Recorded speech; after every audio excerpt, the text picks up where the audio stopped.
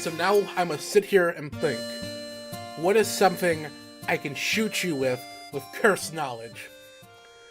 We haven't had a podcast in 2 years. And we have not. And I have to think of something extremely cursed to bring this back. Huh. You know, that could be the intro right there. Just what's really cursed? We haven't had a podcast in 2 years.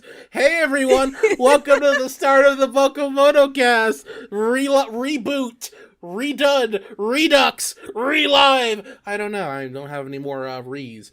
But yeah, I'm crawling out of the grave right now. There we go. I've returned from the store with my with the milk. We are here for some more of the BokuMonoCast. So yeah, for those who are new to this, we ran a Story of Seasons Bokujo Monogatari podcast on this channel for a good 8 months, year, and then we just kind of stopped. Yeah, it just kind of ended for no reason at all. It's unintentional. We have 2 episodes recorded that were just never edited and uploaded. Yeah, they existed, but in the ether now. They're gone. Yeah, they're not lost episodes. They weren't that good to begin with. We consider it a lost episode. Yeah. They're episodes that existed and do not exist anymore. Yeah, and I'm pretty sure the stuff we talked about in there, and looking back in hindsight, pretty dated information. Maybe, do you think 2 years is dated information? Not if you're Natsume. I mean... And if we're on that topic of Natsume, let's talk about Harvest Moon One World, the game we never talked about. I'm totally messing up the itinerary for this, but we gotta keep this going fun. Okay. But, I mean, you're the one with the expert knowledge, because you're the one who actually played the game. I've been observing it from a distance. Yeah. So for those who don't know, on my Twitch channel, twitch.tv/GammaPT, got that plug in there for you at the start of this podcast, we had a stream goal where I would stream Harvest Moon One World for $1,000. We made that goal. So the people who donated to that goal, why did you make me play that game? It's absolute garbage. What are you talking about? It is Harvest Moon One World. It is the largest Natsume Harvest Moon game in existence, apparently, according to them.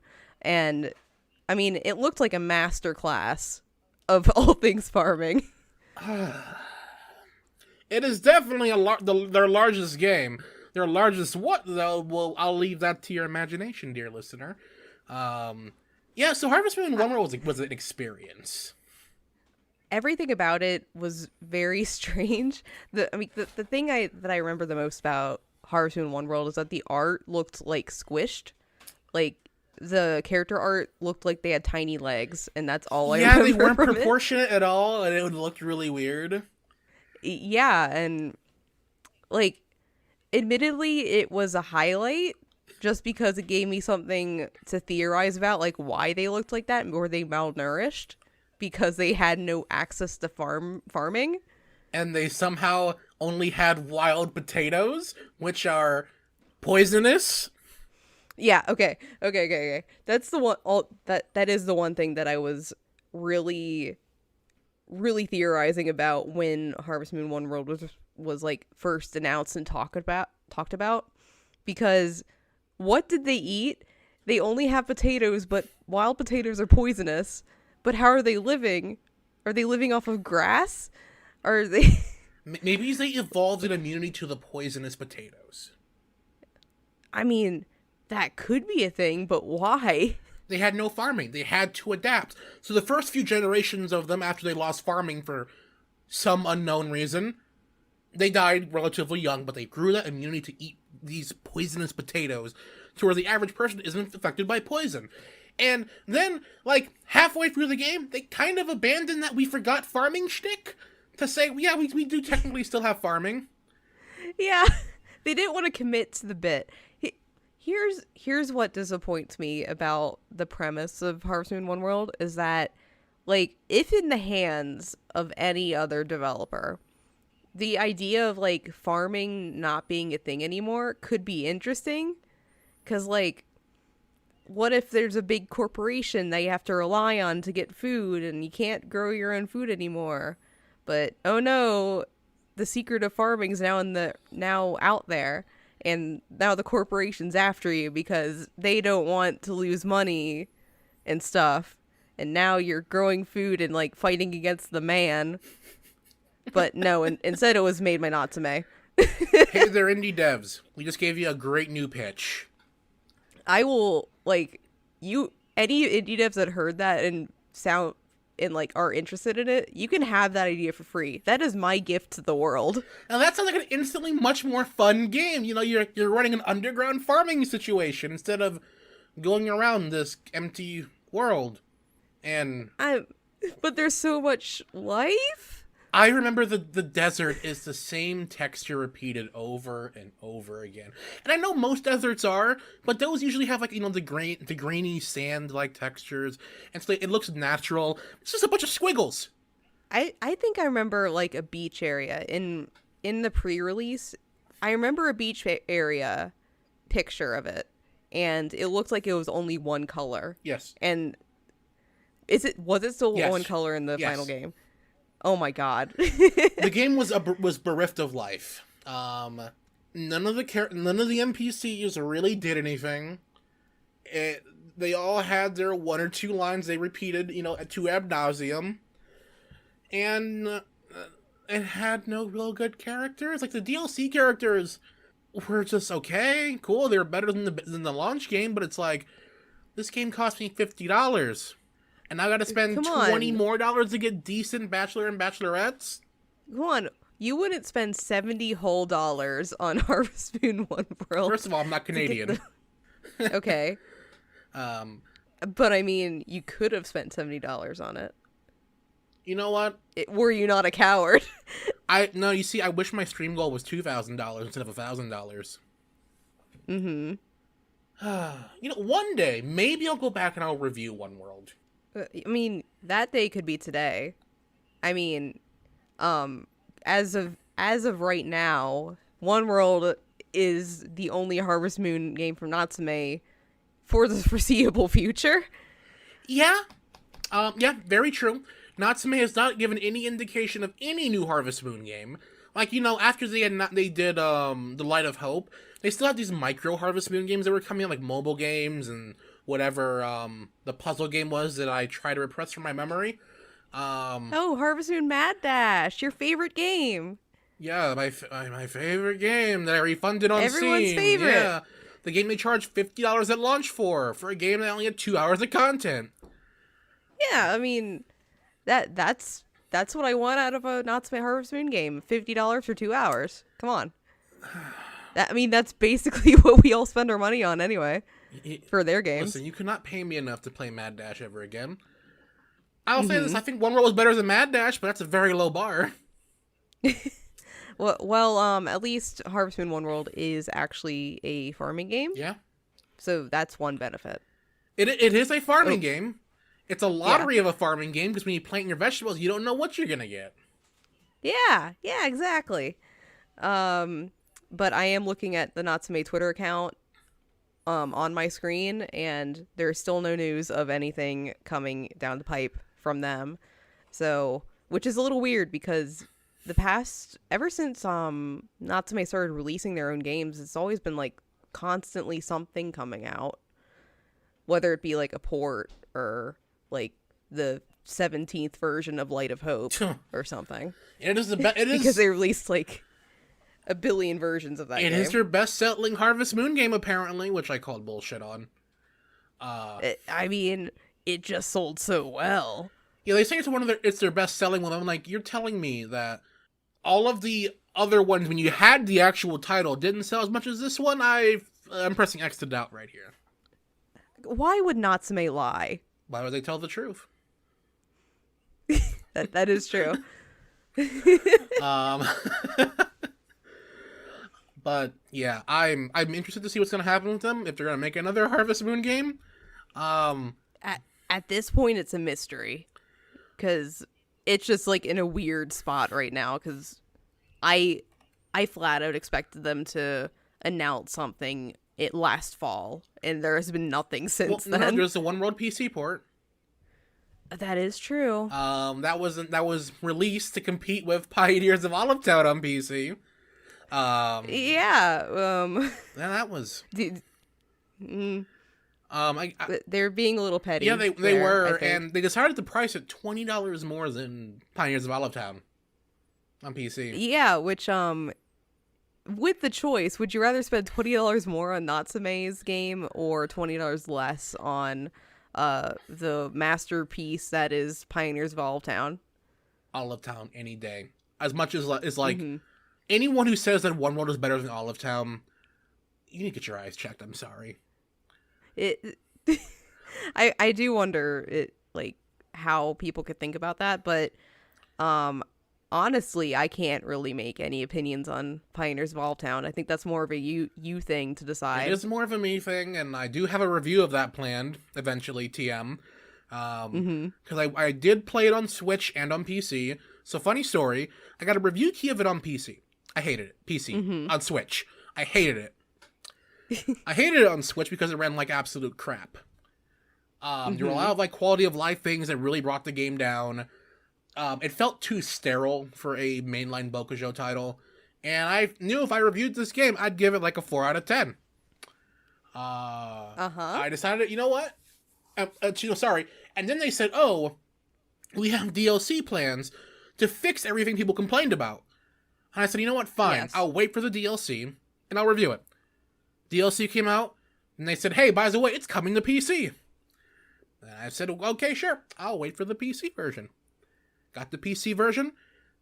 I played it for 12 hours in one day. How did that happen? Yeah, that's interesting. So, if you had to rate it again, what would you put it at? 6.5. Okay, so still not breaking any big ground. It's just better than a 4. Yes, it satisfies that farming itch very well. From a farming game, it is very competently made. It's really nice and well done. It's a very solid farming game. However, I go to a Bokujo title for farming and the social interactions. You know, the stuff I can't get in real life. So, the villagers in Pioneers of Olive Town, in my opinion, a lot of them are very one note. They did fix that in future updates. They do have a bit more character to them. They feel a bit more lively. They have better routines. The inclusion of new bachelorettes are nice. Where you can they gave the option to I can finally marry my best girl Felicity. Yeah. I am still. That's always a good thing. I was very happy that Felicity was back and I could marry her once again. But then I found out, the DLC characters, they can't interact with the mainland at all. Yeah, which is that was a really interesting choice because, okay, you're going to give us a bunch of DLC characters, but you can't experience the full Pioneers of Olive Town, like, romance experience at all with these extra characters. They're just kind of there. Yep, and it wasn't until an unannounced DLC plan that came out where they said, hey, in this new update, they can now come to the village or come to Olive Town. And then I had to rewrite the whole review, and that's where I'm at now. Well, like that seems to be like just the whole story of Pioneers of Olive Town because it appeared to be released as a game that wasn't really fleshed out, and they're just kind of racing to make it into a full experience. I fully agree with that, and you gotta remember this is the first game, mainline entry, that wasn't helmed by Hashimoto. Yep. Which it's clear that the team wasn't following in the footsteps of the original game that came before it, which was Trio of Towns, instead taking more inspiration from other series Stardew. than yeah. What was that? And Animal Crossing too. It rather than actually like looking back and seeing, okay, this is what we did in our previous game, how do we improve upon it? Instead, they were like, oh, Stardew Valley did good, let's do that. Let's look, Animal Crossing released, I'm just gonna take that. Yeah, that's why I said it felt sterile. Like, yeah, they're good games, good concepts. I'll probably play Pioneers of Olive Town again in my spare time because it's a good farming game. But the issue is, Trio of Towns, by most metrics, people who I've talked to about it say it's the best game in the series. It's a wonderful game. Like, it's, in my opinion, it still holds up, and I really hope that at some point it gets support, because just because it's trapped on a 3DS right now. Me too. I really hope that all the Bokujo games on 3DS get ported to PC. And if they do, I can finally play them again and not have to worry about the shitty quality. Yeah. Yeah, but, like, the difference between Trio of Towns and Pioneers of All Town was just, like, so stark and off-putting to me. Like, it was everything. It's not about it's not just, like, how it's presented, because, like, I don't expect them to keep the same style. Like, Bokujo games change stylistically every so often. Like, there's Animal Parade that looks completely different from, like, say, A Wonderful Life. They look like two different games. But it's just, like, the quality took a drastic drop in the villager department and all that. And, like, honestly, Pioneers of All Town is the first game in the series in quite some time that I'm, like, actively skipping, just because all the things that I absolutely loved and adored about Trio of Towns is absent from this game. So I'm just hoping that they improve for the next round, whenever that is. Yeah, absolutely. Like I feel like if you're on the fence about this game and you want to skip a Bokujo title, this is the one to skip. Go back and play the 3DS entries. You may get a lot more bang for your buck. Maybe Xseed will port them to PC someday. I can't confirm anything, but I keep bugging them to do so, but that's all I can do. It's like, please, let me be able to yeet my 3DS out a window. Yeah, I would recommend either skipping or waiting until, like, all the updates are complete, or playing Friends of Mineral Town, because that still holds up. Very good remake. The Mineral Town remake is phenomenal. I want to play that again sometime. The only thing that stops me from playing is that after, like, 50 hours of playing it, I'm like, well, I got nothing else to do. I mean, yeah, but you still played for 50 hours. Very true. And I've been told Pioneers of Olive Town, if the game really does grip you, you can hit the 200-hour mark and still have stuff to do. Oh, dang, yeah, really? But that's if the game really grips you. And kudos to those people who keep, automating their farms and constantly updating and upgrading everything. But that did not sink me into it. Yeah. Honestly, like, hearing people, like, upgrading their farm and stuff just reminds me of how people stick to Stardew Valley and how people stick to it specifically to upgrade the farm and make their farm look pretty, rather than the whole experience of, like, being in a village, doing the marriage stuff, which is the stuff that's what I play these games for, is the being in a village, getting to know everyone, and your farm doesn't feel a part of the village. It feels like an afterthought. Yeah. Whereas in previous games, your farm is an integral part of the village. Yeah, like in Trio of Towns, like, you're in the Trio of Towns. Like, your farm is the heart of those three towns. Yeah, your farm is, like, an integral part of the entire thing. Meanwhile, with Pioneers of Olive Town, it's kind of off on its own. And that's kind of, I guess it just loses a lot of heart. And I'm just hoping the next mainline entry, they take a lot of these lessons and like, hey, let's do something a bit different. Let's look at what Trio of Towns did, right? And let's see what we can do. But yeah, I'm hoping that with all the obvious backlash that they got from this game, they're gonna take that to heart and make it so that their next entry kind of learns from this entire experience. I don't have the confidence that they're gonna look back to Trio of Towns, but I would like it if they did, but I'm not hopeful. I'm just hopeful that they just learn from all these negative experiences and make a game that I would like to return to the series with. Oh, absolutely. But the next entry that we're getting is probably going to be the remake they teased. Yeah, which could honestly be anything right now. Which, because they haven't even given a hint of as to what vein it could be in. Mm-hmm. Like whether it'll be like something very old, something around the same time as Friends of Middletown, which would be A Wonderful Life, or something afterwards, like Animal Parade, any of the DS entries. The PSP game. So, yeah, it could be one of those. Or You I know don't what? know. No, it's gonna Could be be anything. the original Story of Seasons, and they're gonna call it Outset of Seasons. Yeah, they're gonna remake SNES. Get ready, guys.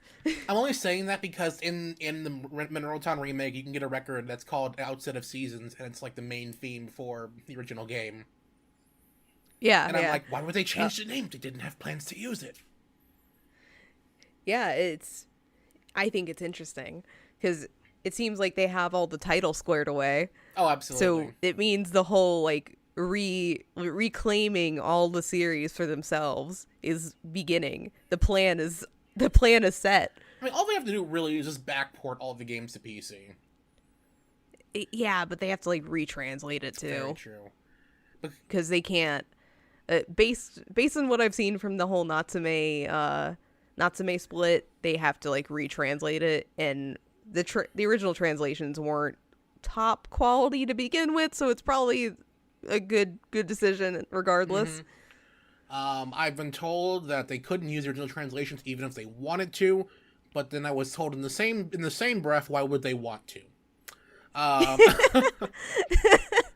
mean, that's completely valid because like, ooh boy, we got some gems from those translations. Could you imagine, like, Story of Seasons GBC just shows up on Steam? Yeah. You know, the Game Boy Color games are very interesting. And I actually would love to see those type of Bokusho games revisited. Yeah. Like, yeah, like, let me work at a movie theater. Yeah. I just want to I would love to see some of like the more forgotten entries to get a remake or a port, cuz like the Game Boy Color games, the PSP games, cuz surprisingly those are kind of forgotten. Grand Bazaar, which everyone forgets about. That's Natsume's fault, honestly. Yeah. I didn't even realize it was a game until like I kind of got more invested in. I thought Grand Bazaar stuff. was just another, like, spin-off title. I thought it was like My Little Yeah, Shop. I did too, or it was like Puzzle Day Harvest Moon or something. Yeah. And then I saw, oh wait, this is a full-fledged mainline entry that has some of the best mechanics on the DS? What? Yeah, nobody played it and nobody remembers it. Yeah, because for some reason Natsume skipped it, apparently, and then they came back for it. Yeah, I don't know the whole story with that, but I just know that everyone always forgets about it. Yeah, I would be willing to play that one for the first time on PC if they port it, but... Yeah. Xseed, can you please rescue Grand Bazaar so people can actually play it? That'd be amazing. Rescue the entire backlog, please. Just put it all on Steam. Yeah, just rescue it all. Like, might as well just do the whole thing. Come on. You never know. One day they could. Yeah, they definitely could. And then at that point, I know we're just like dunking on Natsume so much right now, but it's like, Yeah. once they do, they're just done. done. This whole podcast so far has been like us like subtly shading at Natsume. That poor company who doesn't even have a Harvest Moon game lined up at this moment. But they have done so much damage. To themselves, mostly. Yeah. But yeah, if Xseed backports all of their games, Natsume's got nothing, and that's just kind of sad. No, they don't have... They have one thing still. Uh-huh. They have Real Fishing.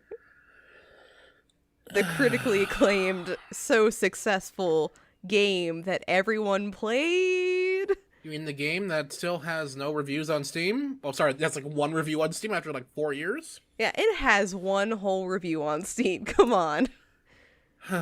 That's success for them. Come on. Also, for those who don't know, Natsume technically doesn't own the Real Fishing IP. Sorry, they own the Real Fishing IP, which is not what the series is called in Japan. Yeah, so it's the same exact situation as Harvest Moon, where they only owned the name. Yeah. Fish which Ironically, I've heard that Fish Eyes, which it was called in Japan, never got a new entry because Marvelous didn't feel like dealing with Natsume on competing with their IP.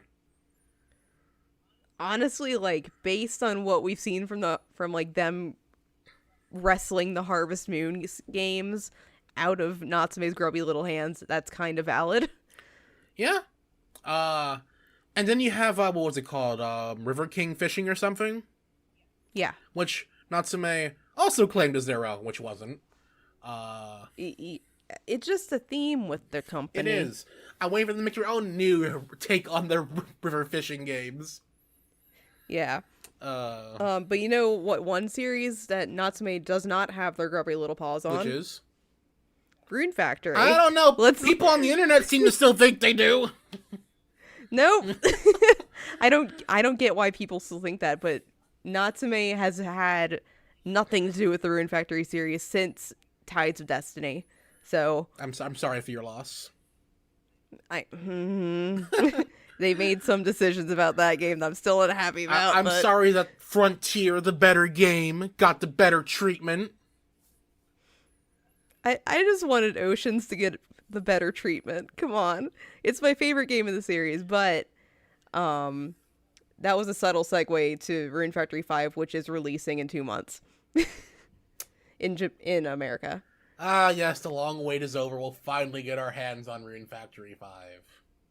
Yes, I'm very, very excited about it. I technically have it.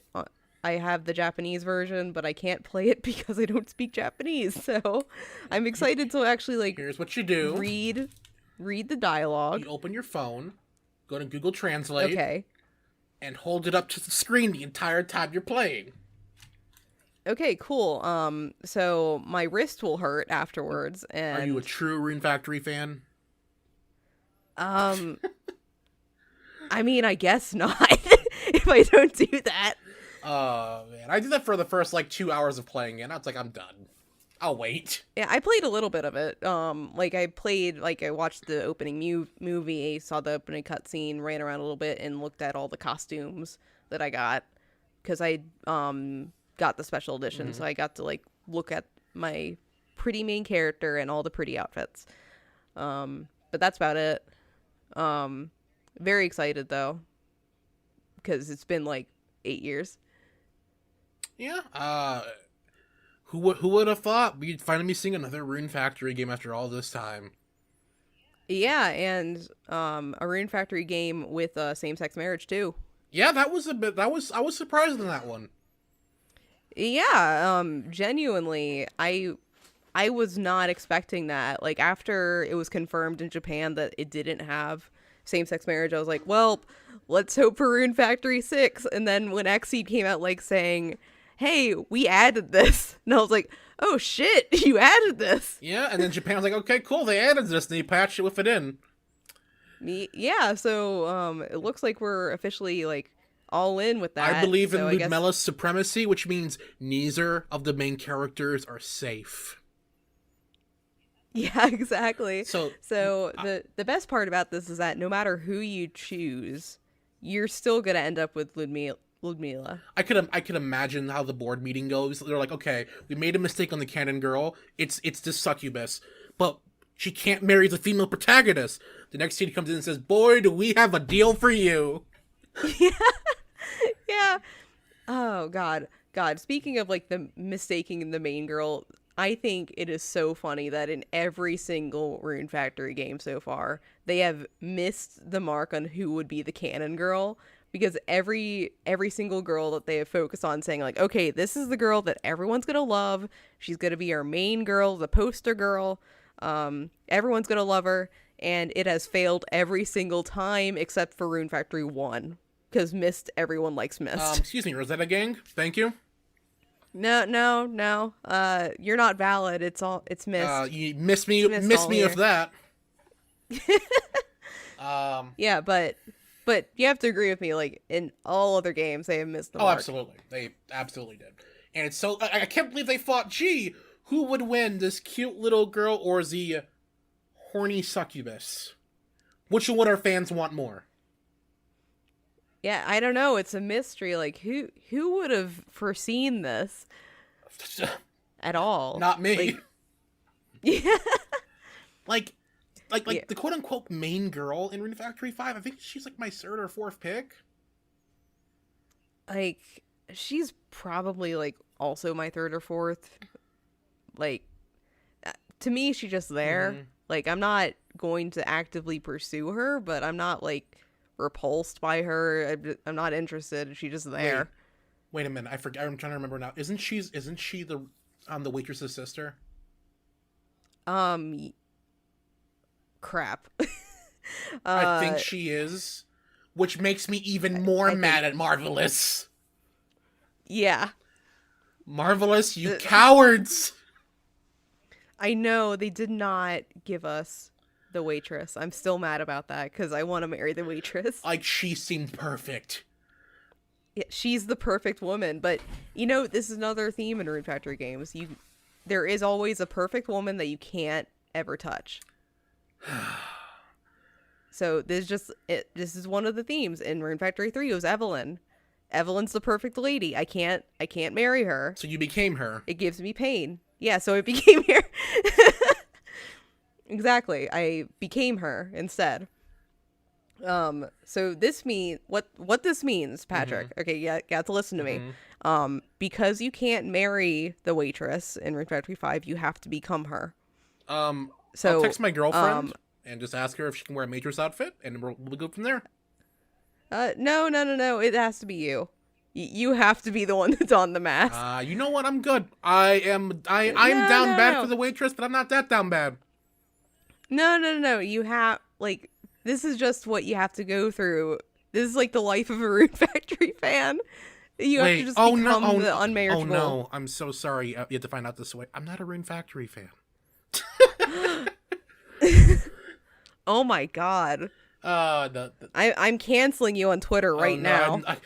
I'm typing it up right now. I'm one of the biggest Rune Factory people on YouTube, and I'm not a fan of Rune Factory. I'm going to... You're canceled. I'm blocking you on all of my accounts. Shit, well, I guess your copy of Rune Factory 5 is just going to have to go into the ether. Never mind, you're my best friend. Wow, I never knew that I had such a great friend. Wow. But no, I love Rune Factory, and I feel like 5 is like I'm genuinely excited for it. I'm not big enough to have artists draw me as what's her name, so I'm glad. But if you do draw me as her, you better have me and her holding hands then. That's my only stipulation. Yeah, I'll encourage it as long as I get to be shipped with her. And you're also wearing the same outfit as her. If that is the price I must pay, fine. A small price to pay for shipping art. So yeah, it's Ludmilla, the one elf girl, who's the ranger. Yeah, Scarlet. Yeah, I like her a lot.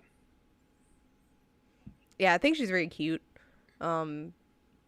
My personal favorite is Lucas, who is the older gentleman, who also has amnesia. I think it is so amusing that finally, after all these years, he can finally also date someone with amnesia. It is the pairing of no thoughts, head empty. Wait, none of you guys have a thought? Wait, couldn't you do that? Wait, no, in Oceans, but you don't have amnesia in Oceans. Yeah, you don't have amnesia in Oceans. Wow, the one game where you could have married the amnesiac.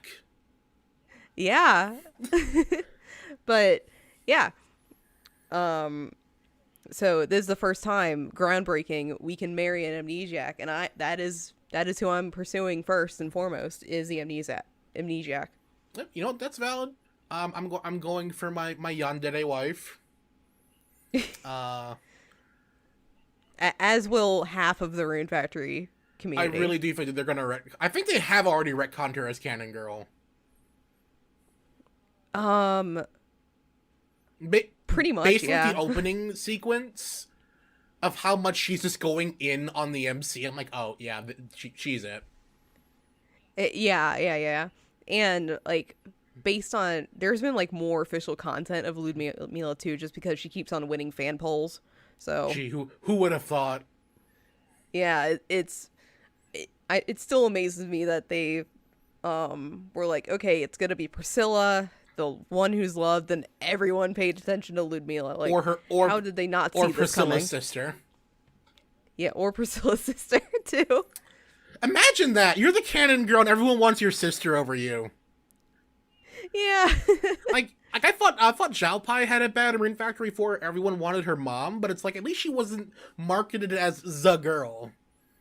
Yeah. I mean, to be fair, I don't think there was none of the characters in Rune Factory 4 were really marketed, except for, like, Meg. Yeah, I feel like In side content, at least. I think her and Forte had the most. Yeah, it was mainly Meg and Forte. Mm-hmm. So, But yeah, but they learned their lesson after 3 or 4. They're like, okay, you know what, let's just be ambiguous. Yeah, they were way more ambiguous than they were with 3. And then they're like, okay, let's try this again, and we missed the mark completely. Yep. But hey, at least they retconned it in time. We can say, no, we've always thought it was Ludmilla. Yeah. They're just pretending that they knew the whole time. When they sure as hell did not. They're like, oh, we're just gonna put a succubus. Like, no big deal. I'm still, like, so floored that they decided to add succubi to the lore of Rune Factory. You know, I really do feel like there's unforeseen consequences not discussed in the game if you marry her. Oh, what kind of unforeseen consequences? I don't know. Just feel like, given what a succubus is, there probably will be. So you're saying that you're gonna die? Either that, or she turns you into her mortal slave. One of the two. I mean, I'm pretty sure if you became her mortal slave, a lot of people would not be unhappy with that outcome. Very true. I think the most of the Rune Factory community is already her slave. Just throw on immortal and they're even happier. But is the main character happy with that? The one we're controlling. Okay, are we getting into, like, meta lore here? Like, are we forcing the MC into an unhappy relationship with a succubus?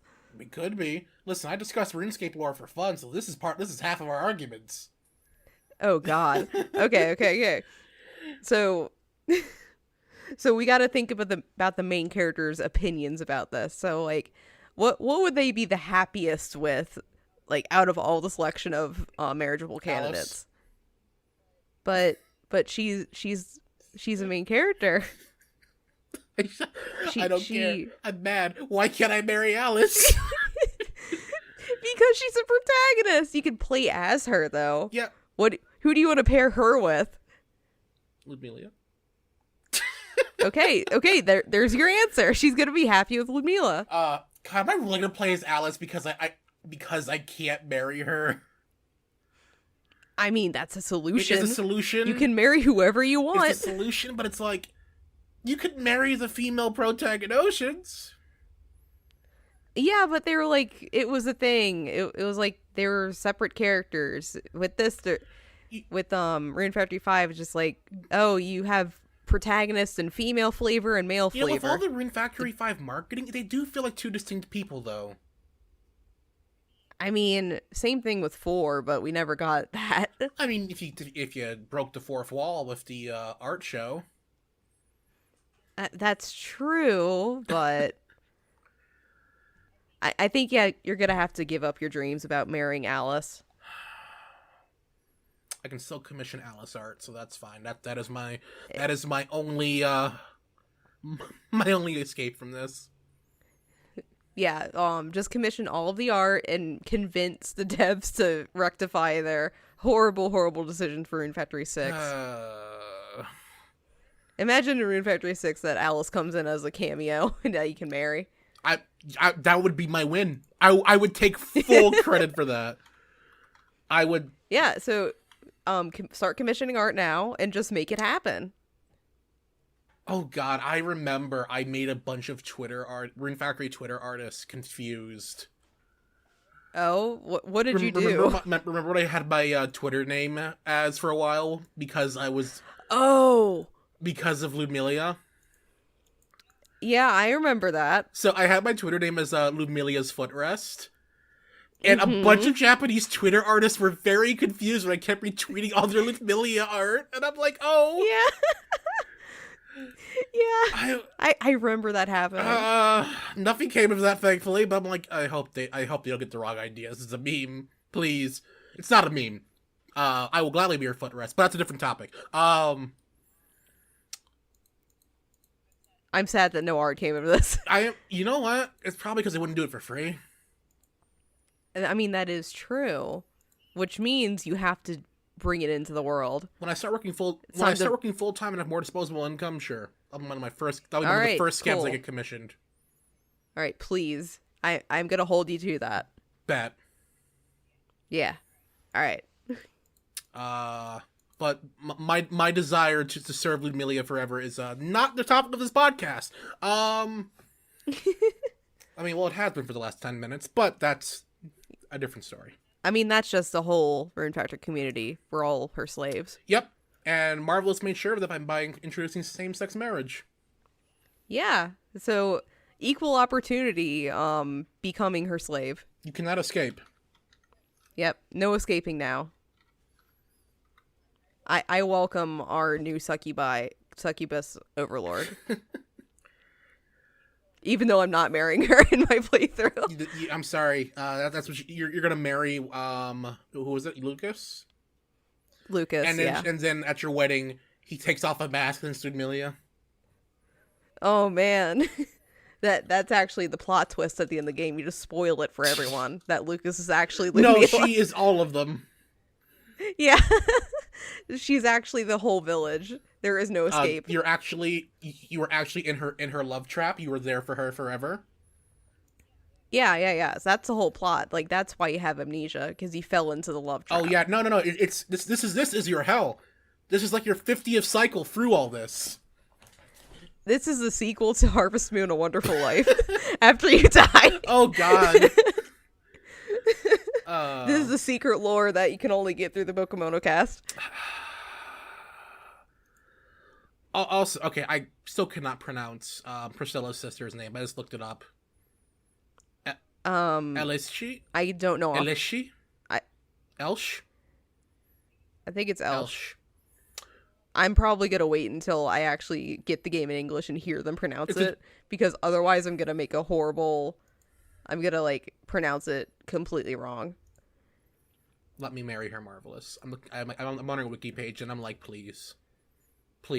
She's perfect. Maybe someday. She's perfect. Pray for Rune Factory 6. Like, why would you think? I look at Priscilla, I look at her sister, and I'm like, who would pick Priscilla?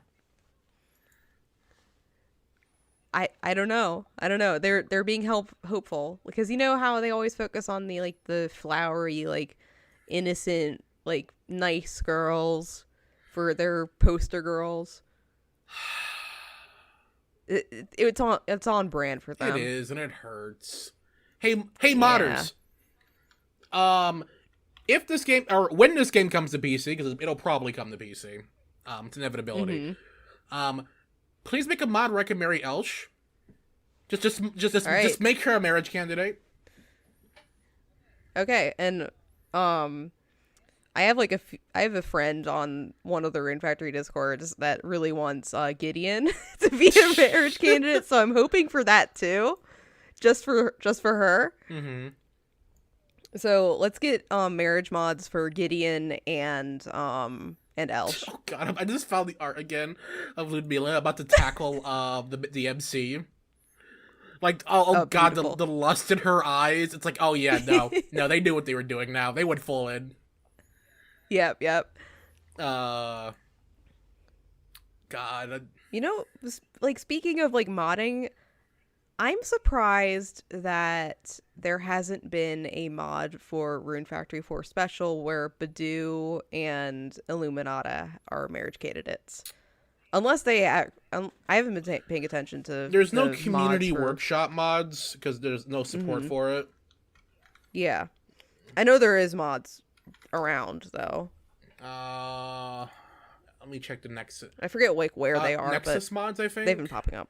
Yeah. Let's see. But I'm surprised I haven't seen anything for Badu and Illuminata, because they are the people that everyone wanted to date in that game? Let's see here. There is same-sex marriage mods. Of course. There's a modding tool.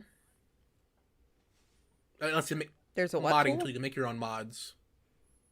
Okay, cool. I'm not gonna do that because I don't know the first thing about that. I'm still trying to make my first Civ 6 mod, and I still don't know what to do for that. Oh, I know there's a mod that like fixes Frey's outfit. There's a mod that makes Freya brunette, and oh my god, she's adorable. Really? Yes. Hold on. Oh crap! I gotta pull this up. Let Hold on, me I put in some like typing ASMR. I want to marry her now. Oh really? Yeah, hold on. I got the link. Okay. Send it to me. I want to see her. If I can. Well, I'm pulling up Nexus mods now. Welcome to our podcast where we look at Nexus mods for Rune Factory 4 Special. Oh, that is adorable. I love her. Oh, she's so cute.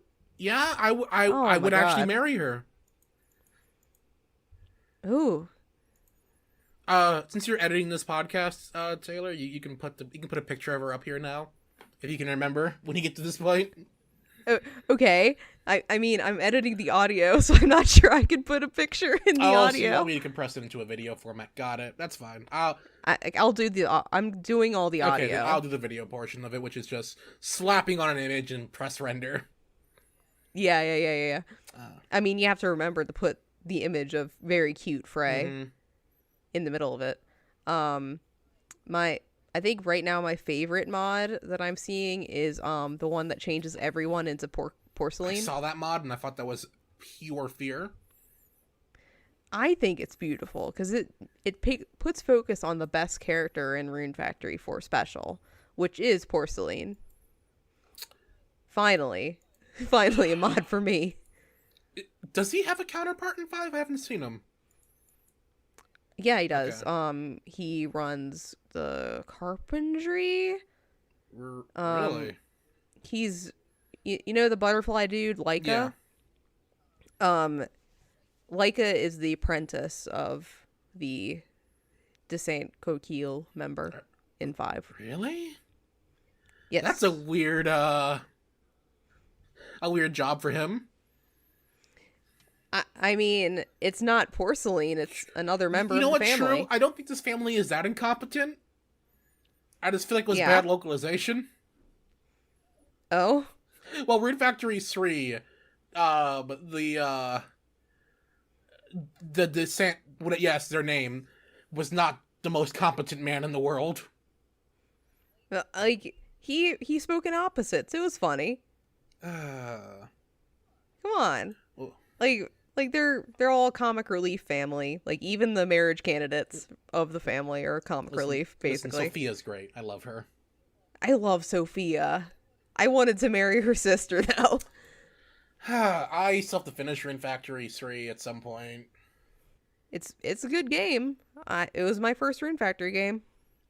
Why did my brain just think Sophia was in 2? No, she is not in that disastrous of a game. No, she's not. Oh god, Rune Factory 2. She was spared from it. Oh man.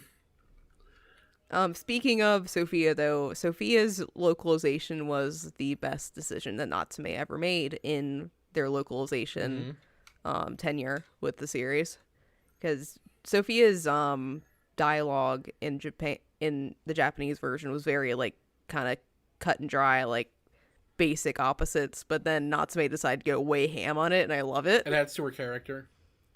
It adds so much to a character. I love what they did with it, and that's the only positive I will ever say about their localizations. I've burned everything that reminds me of you in a ritualistic bonfire, so we should get together sometime. Yeah. Like, it's so funny. It's so good. I want to finish. There are only 7 mods in the Nexus mods for Rune Factory 4. That's kind of sad. Well, maybe 5 will have more. Yeah. But I should finish 3 at some point. I should finish 2. No, I will never finish Rune Factory 2. Never. Come on, you haven't even gotten to the second generation. Yes, I did. I played it for 1 hour. Oh. I mean, did you Yes, like it it? was 100 times better, but I was burnt out. I mean, you could finish it. I could, but I don't want to. Maybe someday. No, that's a lie. Rune Factory 3 maybe because it's actually a fun video game. Mm-hmm.